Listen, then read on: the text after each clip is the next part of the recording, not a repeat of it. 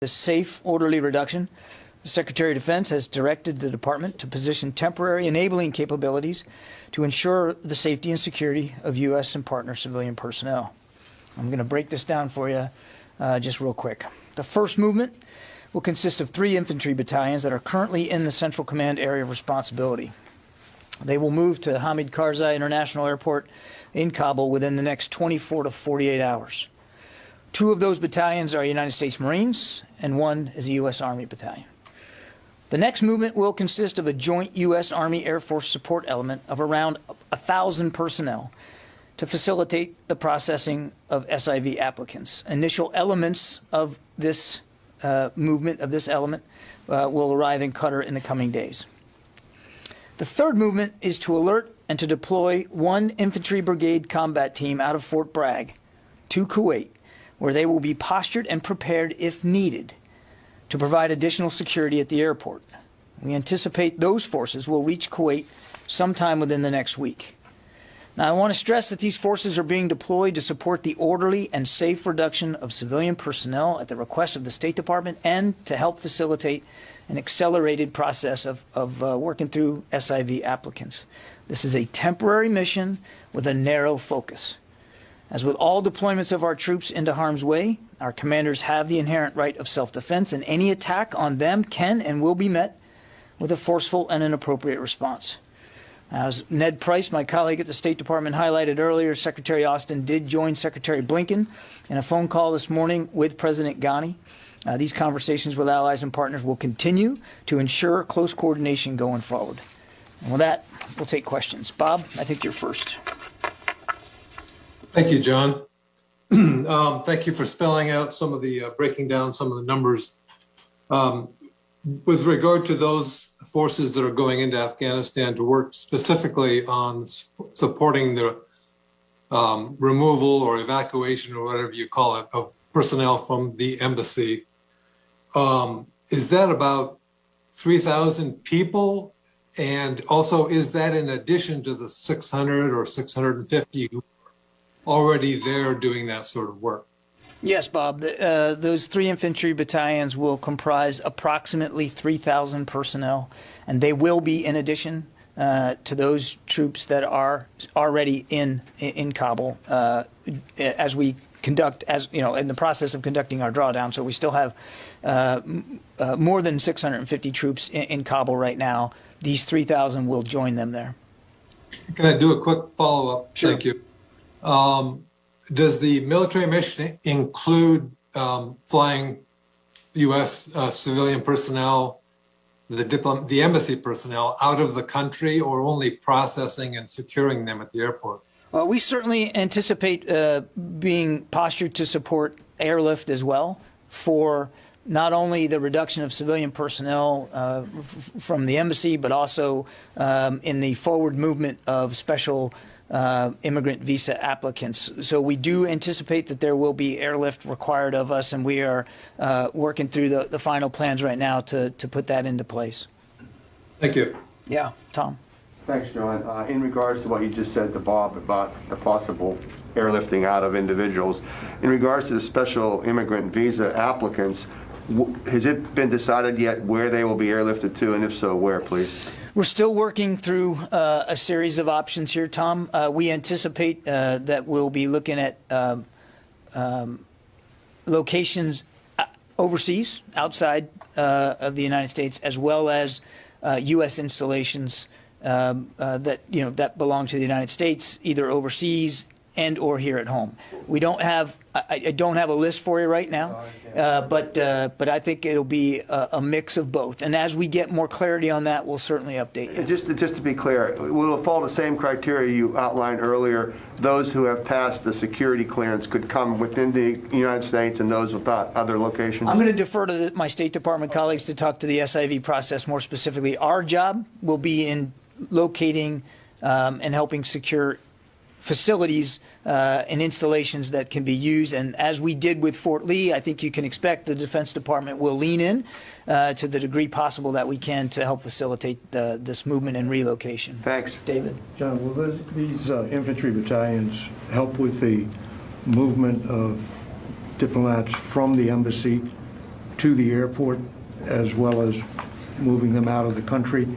And if so, will that movement be done by convoy or will it be done by helicopter? And let me just add one more question. Sure. You say temporarily, I do. but aren't they going to remain there in case further drawdowns are ordered? So let me take the first one first. These infantry battalions will be there to help facilitate this safe and orderly reduction. And I don't want to get into too much tactical detail about what that would require. Commanders on the ground will be working with the State Department to determine what's most needed. And if it is to help facilitate and secure transportation to the airport, then our troops will be postured to do that. But again, I can't speak here today when they're not even there yet about what that's going to look like, what the transportation is going to look like. And some of this, David, is going to depend on the degree of permissibility in the environment, in the security environment. But these are infantry battalions that are highly trained and will have the capabilities to support in any manner what the State Department needs to facilitate this reduction. Your second question on the temporary nature. As the State Department has said, they're going to try to complete this reduction of their personnel by the end of this month. And these troops are being ordered in to help facilitate that purpose, that mission along that timeline. I won't speculate beyond August 31st as to what the footprint's going to look like or how many troops are going to be there and what they're going to be doing. What I can tell you is we're focused on trying to get them there as soon as possible to facilitate this mission, which is the reduction of civilian personnel by the end of the month. And one follow-up. Was there a specific event which triggered this decision? It would be wrong to conclude that there was one specific event that led to this decision. That we believe this is the prudent thing to do given the rapidly deteriorating security situation in and around Kabul. So I think there's a confluence of things you guys have all been reporting over the last 24 to 36 hours, the Taliban's advances and where they are. And I think, again, cognizant of that security situation, this administration believed that this was a prudent action to take. And one more math question. Yes, sure. 3,650, and then another 1,000 of this joint task force to process. So It's Joint Army Air Force. Yeah, that's about 1,000 personnel. It's engineers, it's medical personnel, it's military police, that kind of thing. And they are going to Qatar right now because, as you know, we've been working with countries in the region, to Tom's question, to try to find processing sites outside Afghanistan. So I would just tell you they're going to Qatar for now, and then we'll see what the need is after that. But we want to be flexible, and we want to get them close by and in the region, and that's why they're going there right now. Courtney. And then there's one infantry BCT that's going to Kuwait, you said, and that's only if things go bad, you have like a QRF basically, right? They'll be there postured as prepared. If there's a need for additional security at the airport, they'll be in the region and a lot more accessible. Okay, so and then the ones who are going to Qatar, that's specifically for SIV applicants. I mean, it sounds like engineers, medical, and MPs, they're going to, it sounds like to build.